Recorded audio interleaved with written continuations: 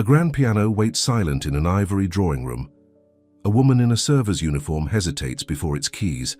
When she plays, her music doesn't just fill the air, it rewrites every assumption about who belongs in gilded spaces. Some secrets cannot be hidden. Some talents demand to be seen. Before we dive into the story, comment below where in the world you're watching from. You there, waitress?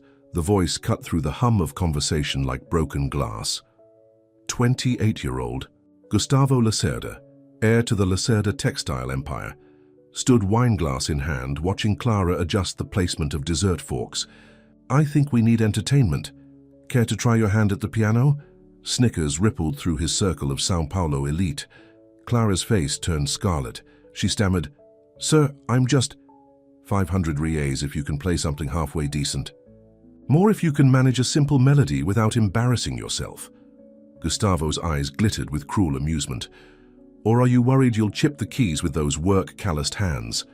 Clara felt every expensive suit and designer dress, pressing closer, every whisper measuring her polyester uniform against their silk and cashmere. Her fingers tightened on the tray of polished silver. "I'd love to," she said softly, cutting through his laughter.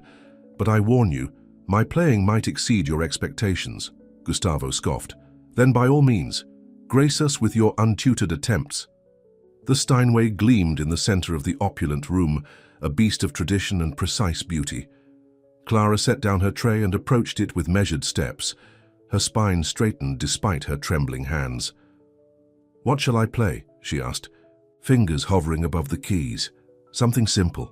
Gustavo smirked. "Perhaps a children's tune. Can you manage chopsticks?" Laughter erupted from his friends. One woman in diamonds whispered something behind her manicured hand. Clara closed her eyes and thought of fire, smoke, and a mother's screams. Then she began to play. The opening notes of Liszt's Un Sospiro flowed from under her fingers like water, impossibly delicate, heartbreakingly pure. The laughter died instantly. As the piece built in complexity, fingers dancing across keys in rapid succession, left hand crossing under right in effortless arpeggios, the room fell absolutely silent. Gustavo's wineglass lowered slowly. His knuckles whitened around the stem. The music soared, telling stories of loss and longing with precision that made some listeners tear up. Clara's entire body swayed with the music, utterly lost in the emotion she'd kept buried for 5 years. When she finished, the final notes hanging in the air like a question, no one breathed. "That was," someone whispered. "Flawless." Another voice finished. Gustavo stared, his face cycling through disbelief, embarrassment, and something darker. His cheeks flushed crimson as those around him turned speculative gazes from Clara to him. "Where did you—" he began. "São Paulo Conservatory," Clara interrupted, standing gracefully. "Before the fire that took everything. Now if you'll excuse me, I have my actual work to finish." She turned, leaving him speechless among his suddenly quiet companions. 3 days later, at another event, Gustavo tried a different approach. "Clara, isn't it?" He cornered her in the service hallway. "I wanted to apologize." "Your apology isn't needed," she interrupted coolly. "I'm here to work, Mr. Lacerda. But surely you'd like to play again. I could arrange—" "No." The single word hit him like a slap. He'd never been dismissed so curtly, so completely.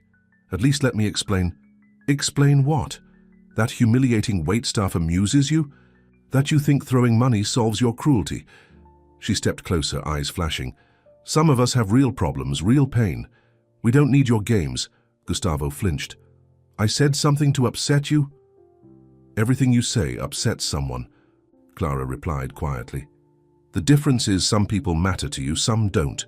She brushed past him, leaving traces of vanilla and determination in the air. "Clara," his grandmother's voice called from the main hall. "Gustavo's here again. 3rd time this week." Clara froze at her apartment door, keys gripped tight. Through the peephole, she saw him holding a box of music sheets. "Again." "I know you're there," he called softly. She debated ignoring him. Instead, she cracked the door. "What do you want?" "I found these at an estate sale. Thought you might—" He held out the yellowed pages. "They're original arrangements from Heitor Villa-Lobos.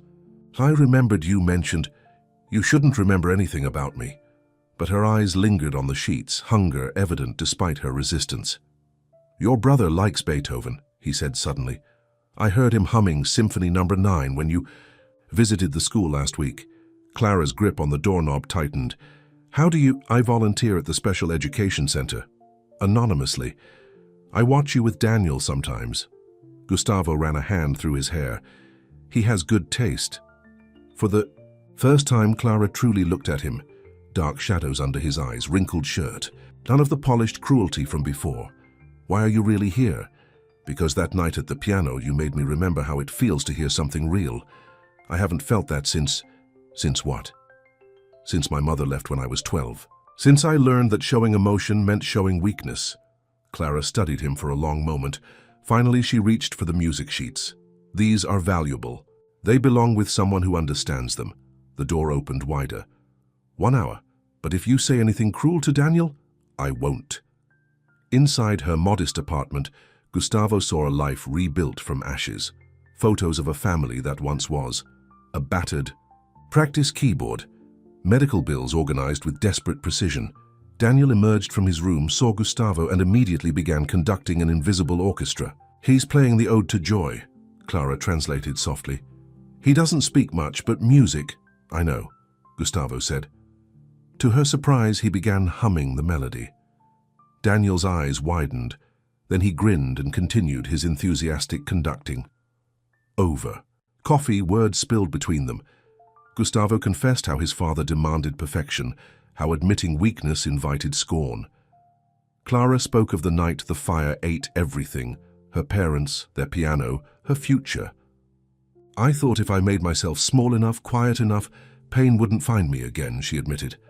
"I thought if I made others smaller, I'd feel bigger," he responded. A fragile understanding formed.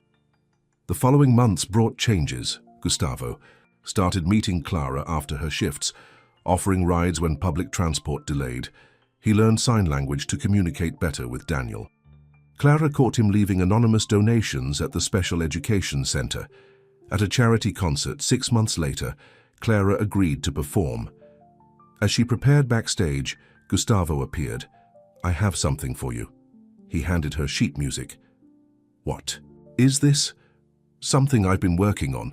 It's rough, unprofessional compared to your training." Clara's eyes scanned the pages, widening. The melody captured everything: grief, growth, hope. "You wrote this?" "I've been taking lessons, trying to understand what you feel when you play." The first notes called them to the stage. Clara sat at the grand piano, Gustavo beside her on the bench. Their audience murmured with curiosity. "This piece doesn't have a name yet," Clara announced.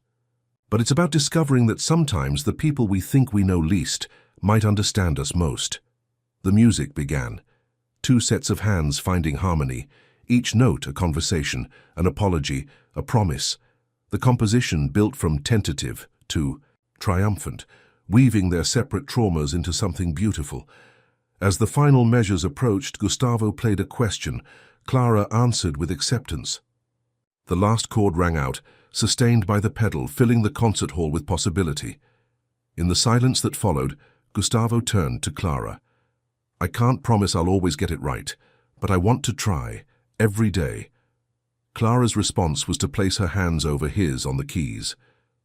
Together they played the opening notes of Chopin's Waltz in A minor, not as a challenge but as a beginning. The audience erupted in applause, but Clara only heard their heartbeats, synchronized at last. Sometimes our greatest growth comes from unexpected encounters. When we dare to look beyond first impressions, when we choose understanding over judgment, we discover that redemption plays its sweetest melody in the space between 2 hearts willing to listen.